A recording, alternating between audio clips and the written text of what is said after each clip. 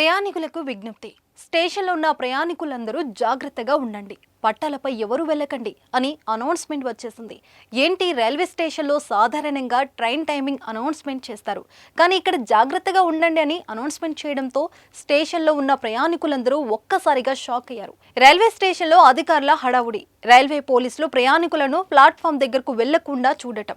ఏదో జరుగుతోందని ప్రయాణికులకు అర్థమైంది. అసలేమైందో మీకు కూడా అర్థం కావటం లేదు కదా? అయితే మీరే ఈ వీడియో చూసేయండి. మీరు కొత్తగా బిజినెస్ స్టార్ట్ చేయాలనుకుంటున్నారా? మార్చ్ 16-17 హైటెక్స్ లో ఫ్రాన్సెస్ ఇండియా బిగ్గెస్ట్ ఫ్రో ఎక్స్పో.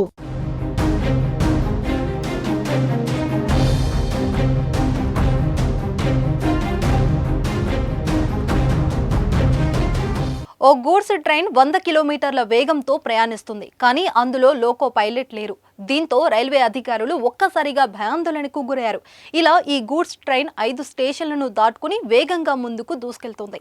ఇదేంటి, లోకో పైలట్ లేకుండా ట్రైన్ ఎలా ప్రయాణిస్తుందని అనుకుంటున్నారా? అయితే ఇక్కడే ఉంది అసలు కథ. అదేంటో చూసేద్దామా?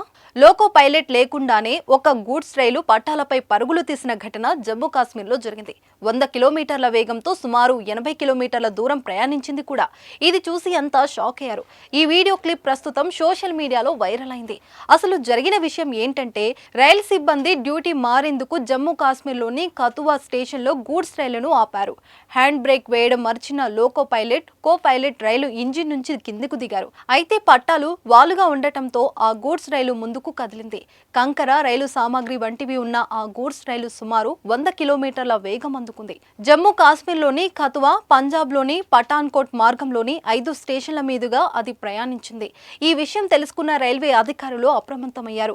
ఆ మార్గంలోని అన్ని రైల్వే రోడ్డు క్రాసింగ్లు మూసివేశారు. అలాగే గూడ్స్ రైలు వేగాన్ని తగ్గించేందుకు మెకానికల్ పద్ధతులు చేపట్టారు. రైలు పట్టాలపై చెక్క దిమ్మెలు కూడా ఏర్పాటు చేశారు. ఈ చర్యల వల్ల పంజాబ్ బస్తీ సమీపంలో ఆ గూడ్స్ రైలు ఆగింది.